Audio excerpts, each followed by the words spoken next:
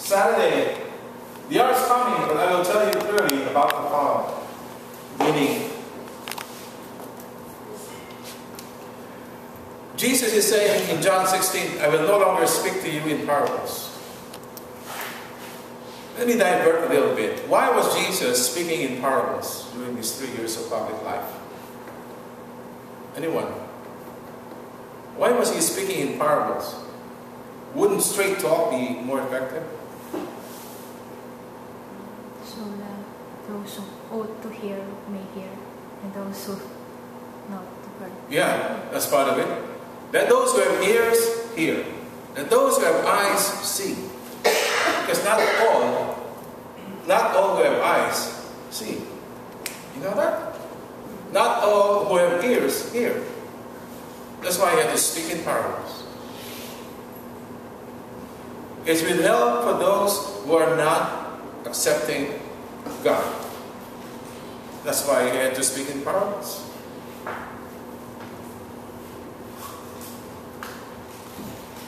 And here, don't forget that the church is setting all these readings up, preparing us for the ascension, for the eventual Pentecost, the birthday of our Holy Mother Church. Pentecost is when the Holy Spirit descended upon the apostles. And that's the one that's coming up after the ascension.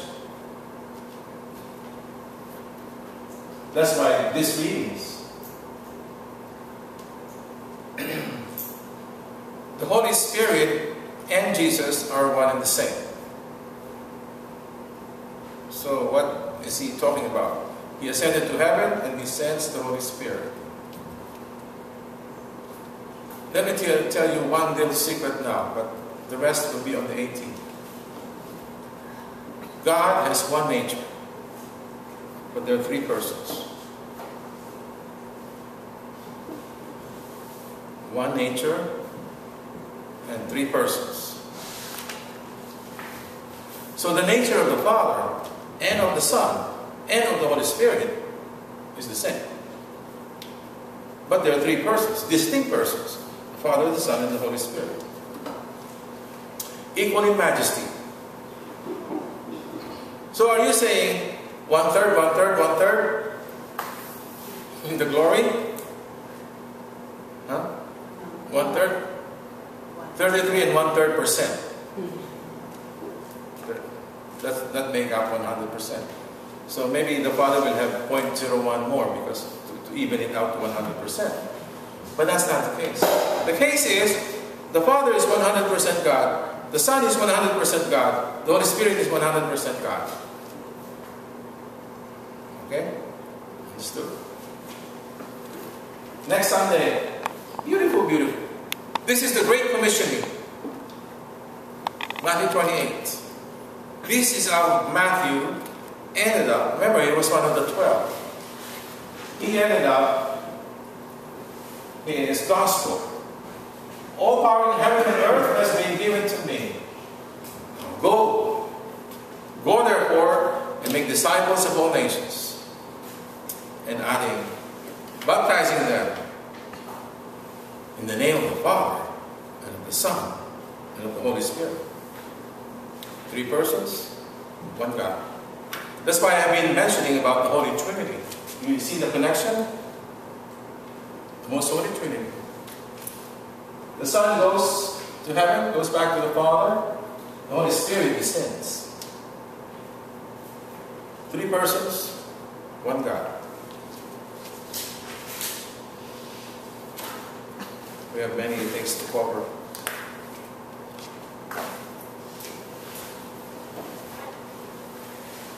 The power of love.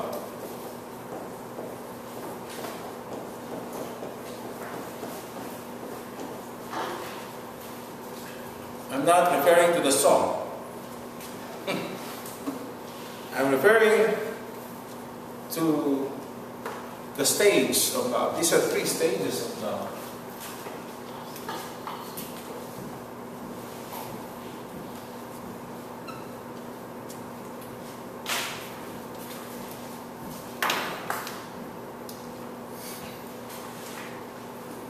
Somebody said my handwriting is not good, so I'm trying to write better. So the power of love.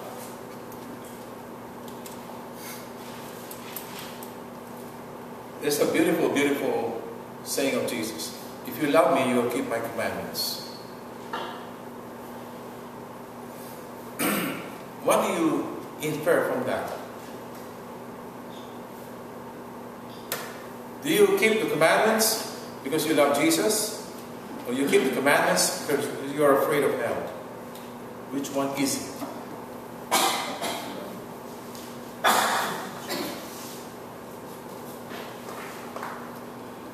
If you have parents, do you obey your parents out of fear or because that's the good thing to do? Which one is it? How do you make your children follow you? By having your bell? How do you make your children follow you?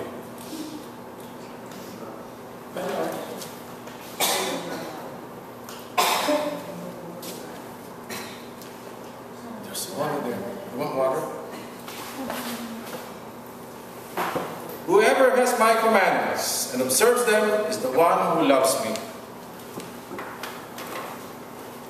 Jesus is saying, not everyone who calls him Lord, Lord will make it, right? It's so easy. It's so easy to say, I believe. Even Satan believes. Right? It's so easy. That's why Jesus says, you have to keep the commandments. If you really love me, you have to keep the commandments.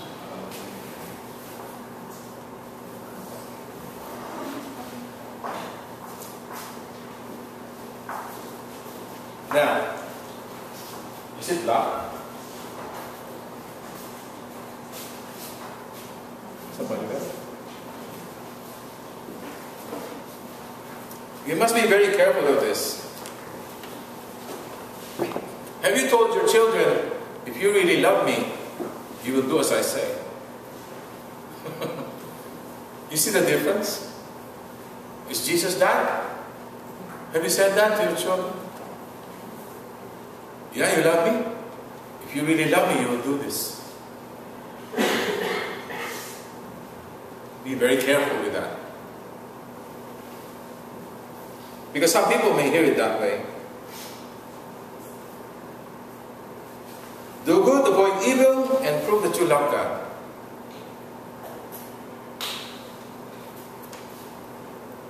The problem with that is, the power of love is not human. It's not human, it's divine.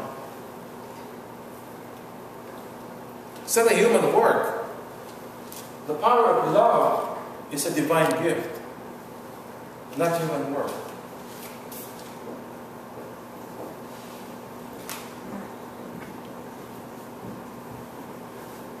It's a divine gift.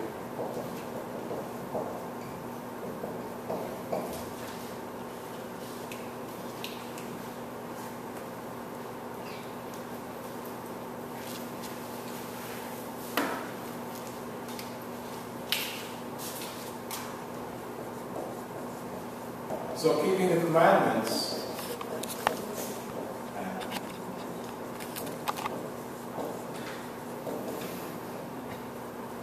is so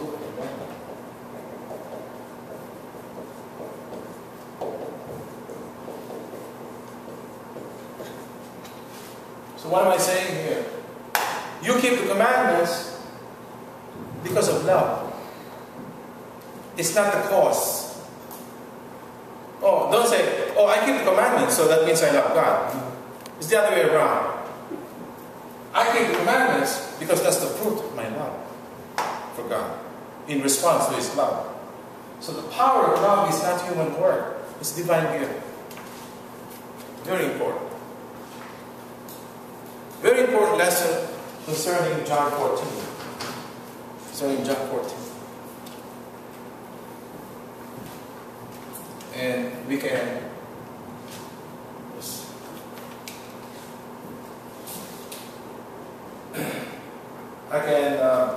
name some characteristics. Love is extravagant.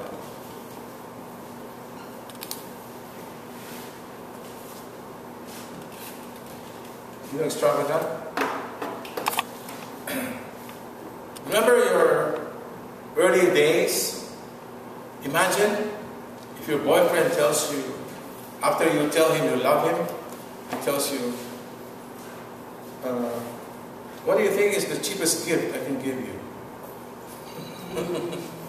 Where's a cheap place where we can eat? Or is there any place you know where we can eat for free? How would that make you feel? Because love, true love, is extravagant. When your loved one starts saying, do I really have to do this? Don't forget that love is self-gifting. See the word self-gifting. And you cannot just self-give only part of you. You have to self-give the entire you. So love is extravagant. To do and give. Love also expands. One beautiful thing about love is the more you give it, the more you have it. It's not like ice cream, a candy bar. If you have $10 and you give away $3, you will end up having $3 less.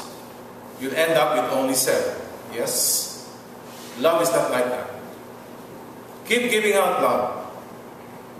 And it comes right back to you.